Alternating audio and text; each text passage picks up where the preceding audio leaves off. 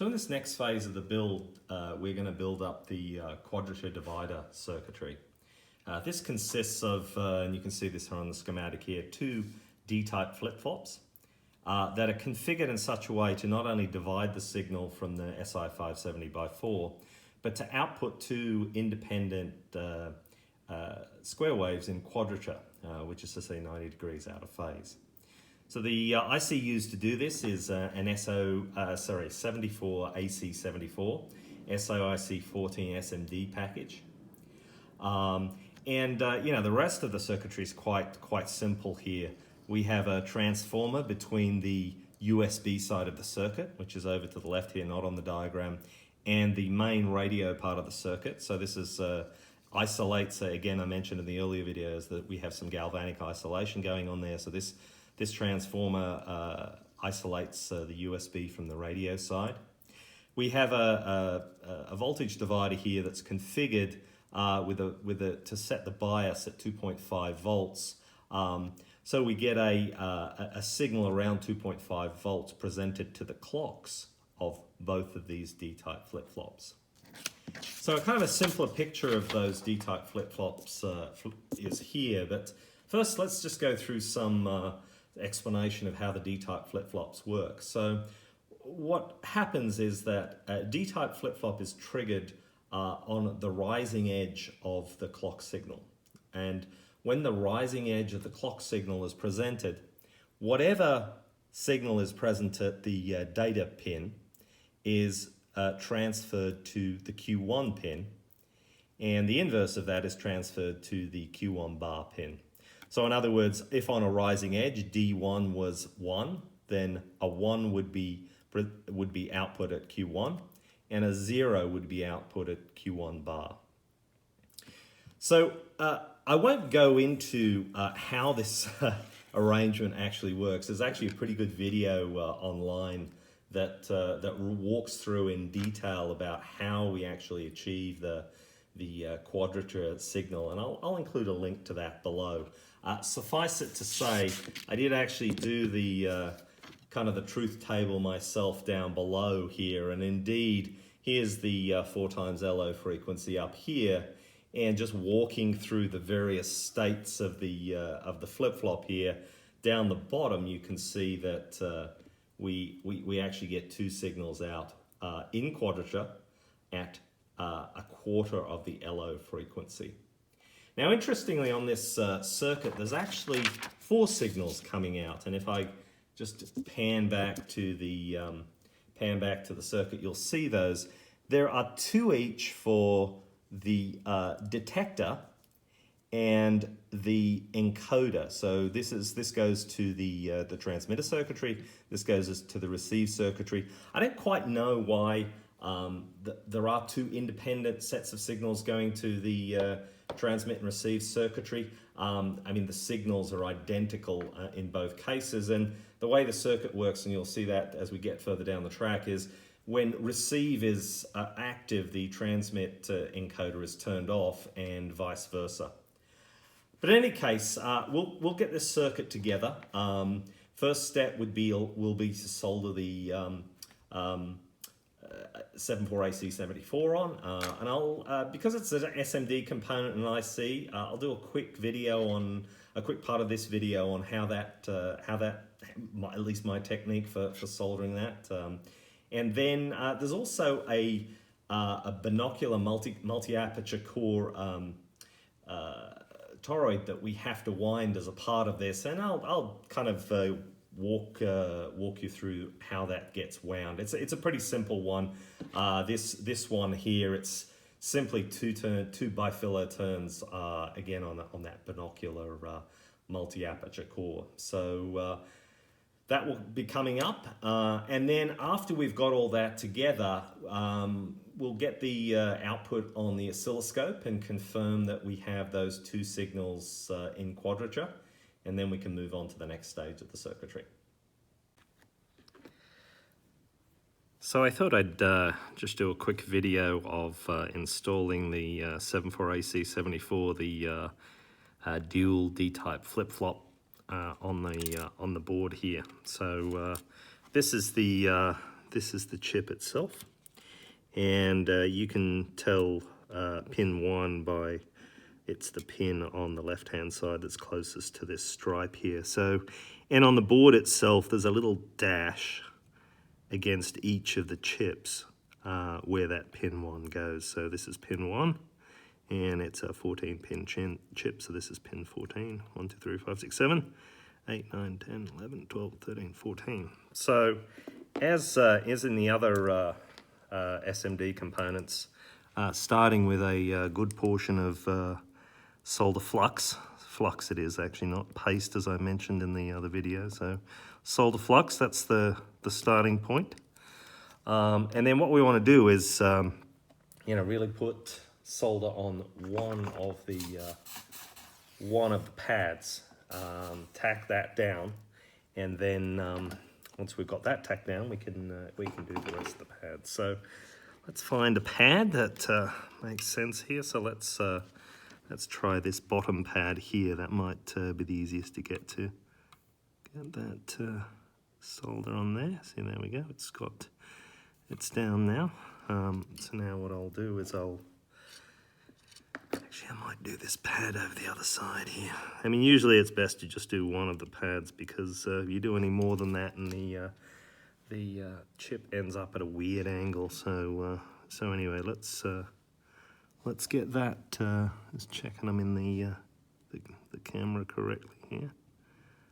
So we got to get this on. Got to get it lined up.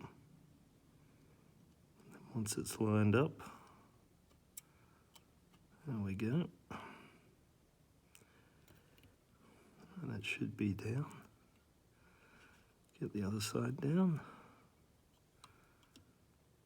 There we go. It's not quite 100% straight, but it's good enough, I think. And then what I'm going to do is just go down the other.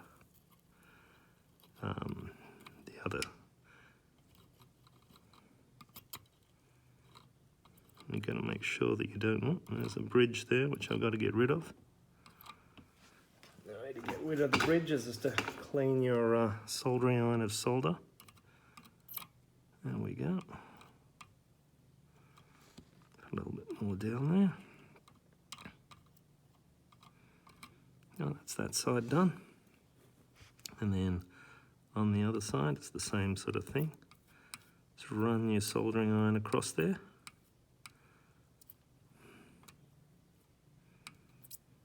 All right.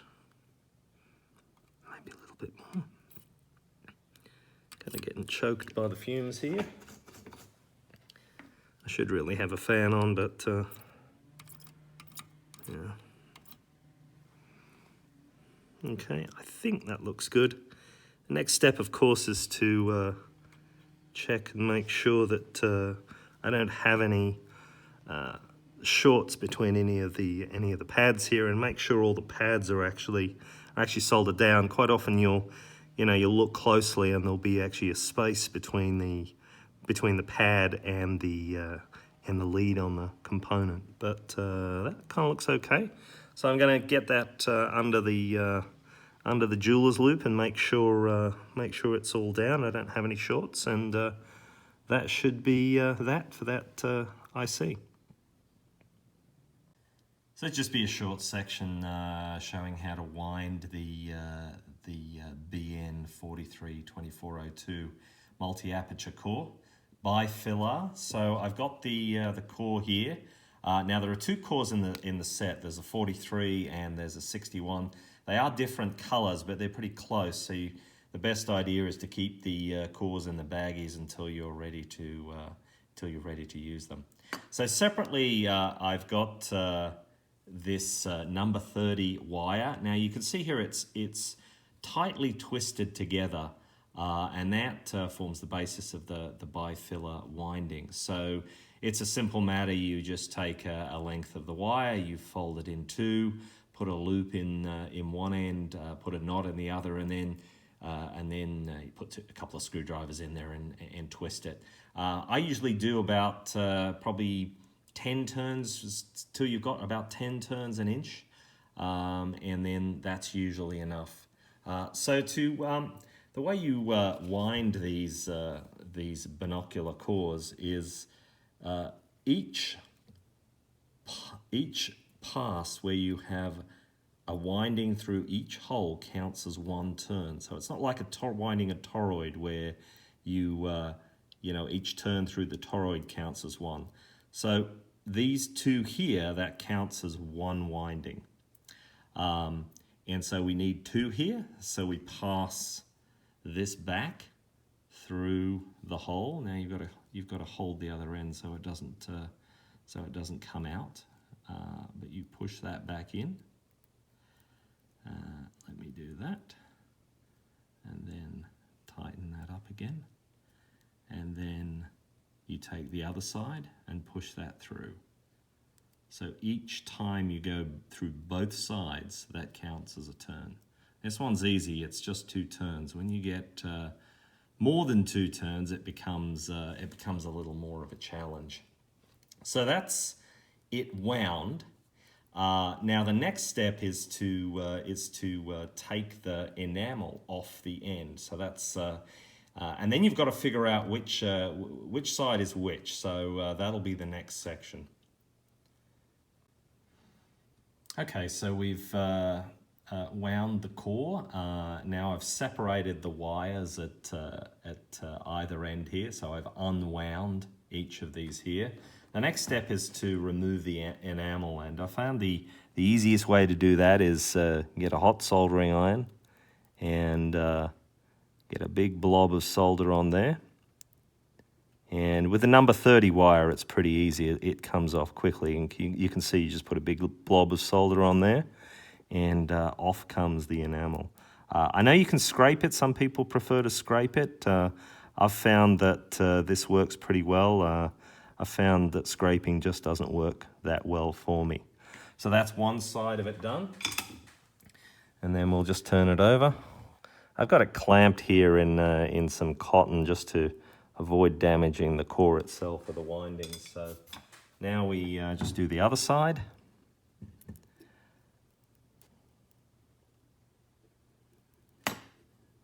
Again, you'll see a bubbling as the enamel starts to boil off. And do the other side. And there we go. So that's both sides removed of their enamel. Now we have to figure out which side is which. Now effectively what you want to do is have on the same sides the 2 wires that have continuity. So let's get the multimeter out, put it in continuity mode.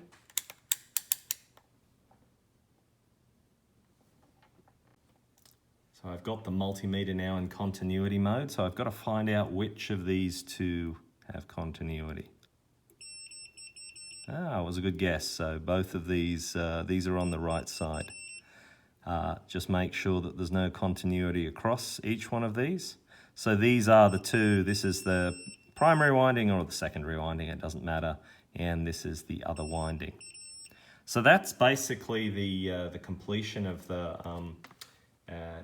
multi-aperture core, the transformer that we've wound there, and it's ready to go, ready to be installed on the circuit.